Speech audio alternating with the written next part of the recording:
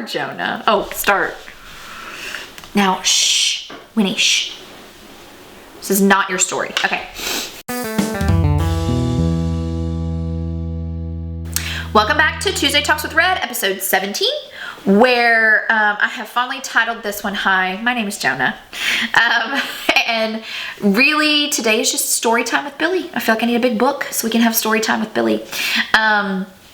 This is actually a couple of things. So it's my salvation story. I feel like I need to start there. And it translates over into kind of my Jonah story. And so I'm just kind of rolling it all into one. Biggs is having a moment over here, bless his heart. Let's just dive in. So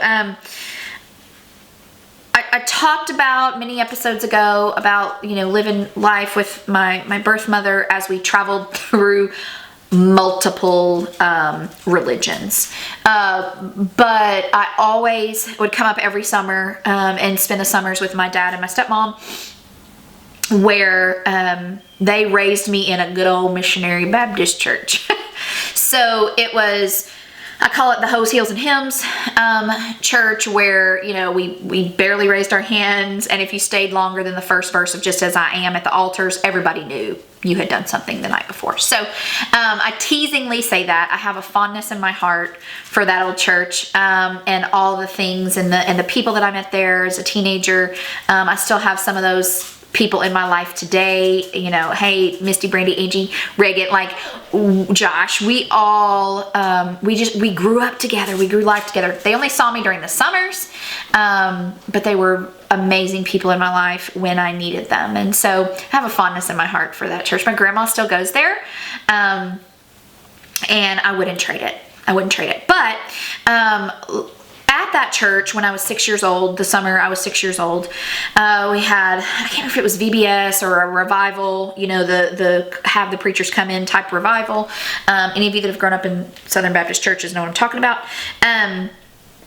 But at some point during that, I can remember the pastor doing the, if you haven't ever accepted the Lord, don't want to go to hell, all that business, walk the aisle. And I was with some of my friends at the time who were going, blah, blah, blah. And I just went. I just went. Now, I'm not negating decisions that can be made at that age. Both of my children were very young as well. But we had deep conversations with them, to really figure out. Because here's the thing. We give all that we have to Jesus at the time with all that we have. Okay. I had a pastor tell me that one time, and I was like, you know what? That is absolutely true. As we grow and mature, we give him all that we have as we mature. And so, but looking back, I think I just walked an aisle. I got baptized. Okay. I know, that Jesus has protected me through many things, even when I think that's all that I did. I did all the things, did all the right things, went to church, worshiped, enjoyed my life. Like I said, when I was in high school, I made the decision to start going to the local Assembly of God, to the behest of my grandmother. I think she about had fallen out, but I knew the connection was there. I knew what I wanted. I knew what I needed. And so fast forward to my sophomore year of college, and I went to a Christian college, and I was set to graduate that year. I had met a boy, and we were getting married 2 months later. And I'll never forget, it was March of 1998, and a dear, dear man who was my professor, one of my professors there, Dr. Ron Mitchell, who is actually the dad of one of my very best friends and loves of my life for golly, since high school, had called for a different chapel service. So we used to have to get up and go to chapel in the mornings, Tuesdays and Thursdays, and it was in our little bitty chapel. We would have chapel and, go on about our day to class. Well, it had been moved to the big auditorium, and we were encouraged to bring and invite whomever, whether they went there or not, like bring them in. So we're in chapel that day in this big auditorium, and revival broke out. Now, I'm not talking, that we're going to have revival Sunday through Thursday. We're having individual pastors come in, we're having church all week, blah, blah, blah. Not that type of revival. I'm talking revival. Revival set fire on that campus. Classes were canceled. The auditorium and the chapel were open 24/7. Worship was going on. People on their faces for hours. It was like nothing I've ever seen. It was a true revival of people. I think it was day four, in an early morning worship service, that I knew I had come face to face with God. And that was the moment that I knew something was different. And my course was forever changed. So fast forward to, I was, 5 or 6 months pregnant with Belle. So that was 2002. That we had been going to a church, a startup church in a town a little bit away from here. We'd helped start that church. And the one that I talked about in my infertility episode, where I was in the living room when they anointed me and prayed over me, and here comes Belle. Same church, same pastor, and I knew I needed to be baptized. So I had been baptized when I was 6, but I had gotten it a little bit backwards. And so I felt like this is what I needed to do. And so I talked to my pastor, and at the time we were doing baptisms at a friend's house that had a big pool. So it was nice and warm and perfect and all that. And I have pictures of me in this basketball getting in the water, and I could just feel her just moving around the whole time I was in the water and being baptized. And it was something very, very special for me. And thus began my journey in that time of recognizing those Ebenezer stones. Like, I was able to look back and see Ebenezer stones long before that revival moment with the Lord. But that right after that was when I began my Ebenezer stone journey. If you don't know what that is, go back. I have a whole Ebenezer stone episode to kind of explain that. But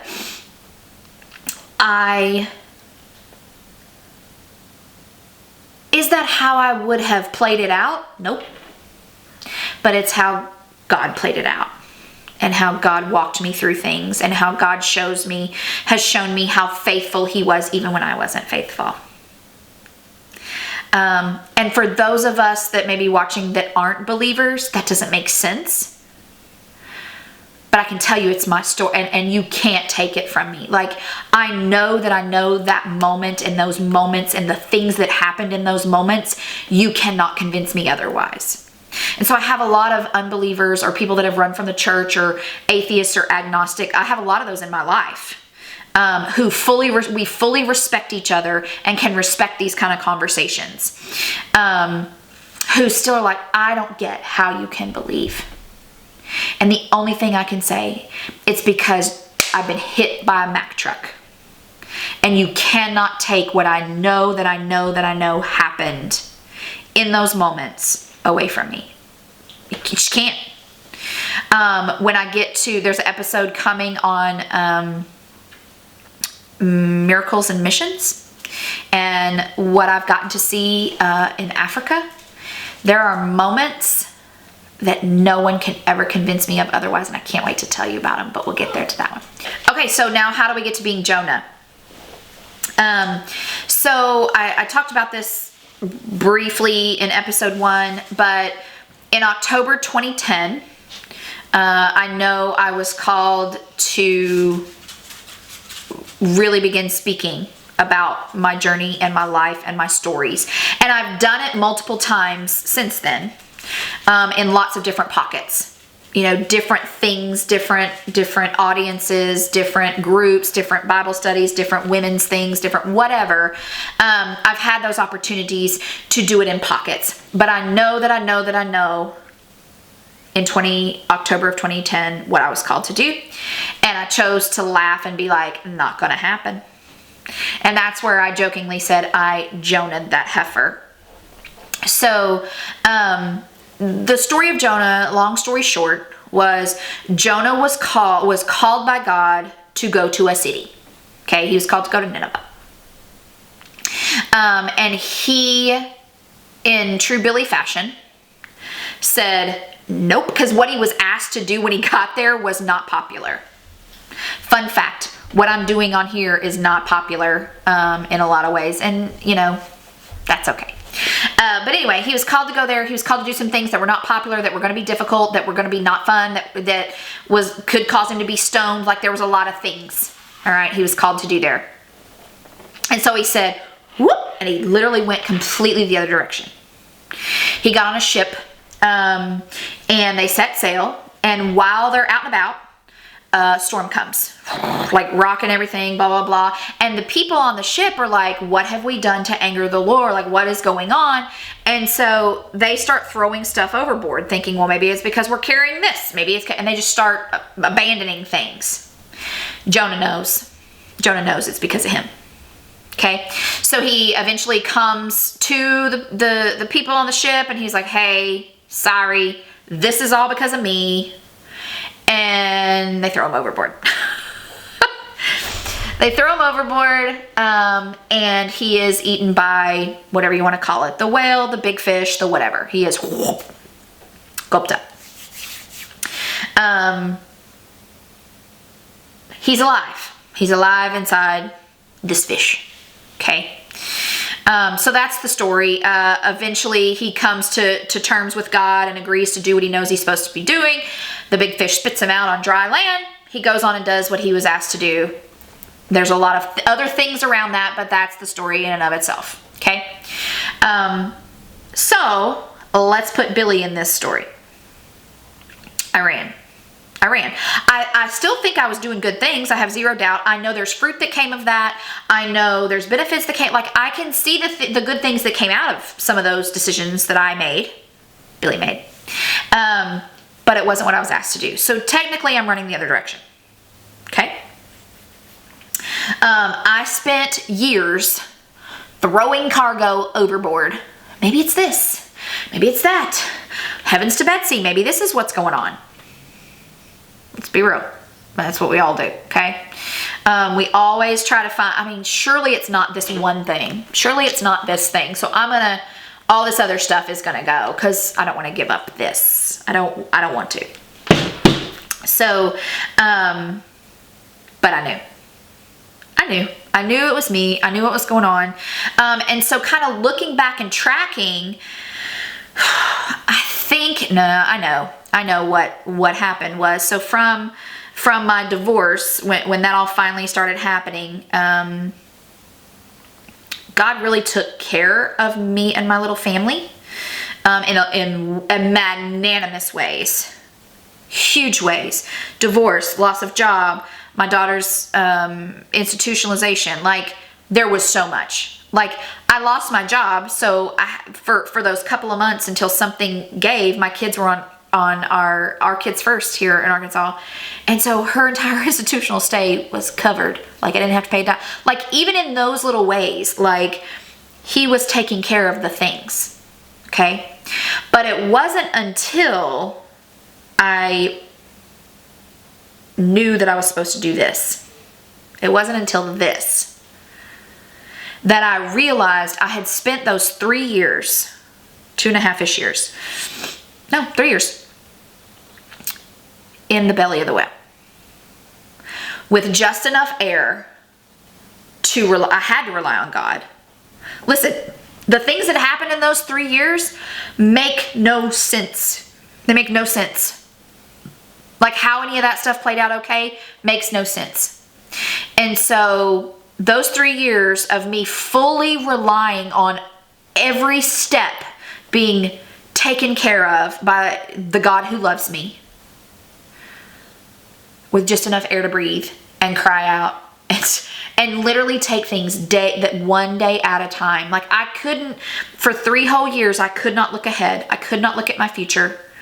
I had to only look at what the light was shining right in front of me, or I would have been engulfed by anxiety, by depression, by, oh my goodness, how am I going to do this? Okay. So the day that this happened and I started writing all these episodes, he spit me out on dry land. He spit me out on dry land. And I, for the first time, took a huge breath and I walked forward to what I knew I was supposed to do. We're sitting here on episode 17. I got quite a few more to go to get to 52. Have I wanted to stop at certain times? I'm like, okay, all right, Shirley, this is enough. But I'm not. I'm doing what I know I'm supposed to do. For me. This is for me. Let me go back to what I originally said in episode 1. This isn't for you. This is for me. I'm doing this for me. It's therapy for me. It's a culmination of years of therapy for me. It's for my kids to have one day, and my grandkids or whatever, to be able to see where their mom, their grandma has tracked. I mean, my kids know me. Like, there is nothing I will ever have a discussion of on these Tuesday talks that they have not already heard. They don't already know. But one day they'll have it for their future, or for something for them to fall back on, you know? The Lord says many times in scripture that it is by my faith that my family is receiving the legacy. So here I am. Here I am on dry land. And I'm thankful. I'm thankful for my time in the belly. I am. It was rough. It was difficult. There were times I couldn't look left or right. If I looked left or right, I'm picking up the phone and calling my girlfriends in tears. I cannot make it through today. But I'm thankful for it. It has grown me in ways I never dreamed possible. So, there's your story time with Billy. Next up to next week is episode 18 that I have called I'm Choosing Me, which its alternate title is If It's Not a Hell Yes, It's a No. So, come back. We'll talk about that next week, but otherwise, have a great week, and I will see you Tuesday.